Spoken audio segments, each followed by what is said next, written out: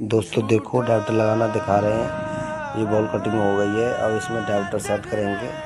देखिए अब इसमें डायोटर लगा के रख दिया हमने। पाइपिंग हो गई है, डायोटर सेट कर दिया है। अब इंस्टॉल करेंगे और ये इसकी सो इंस्टॉल हो गई। इसके बाद अब देखो डायोटर को हम चालू करके दिखाएंगे आपको। देखो इसका हैंडल लगा दिया गया। अब देखो ये चल गया डायोटर। ये आपका कोल्ड वाटर चल गया। और नैना जो सांझ ख्वाब देखते थे, नैना बिछड़ के आज रो दिए हैं।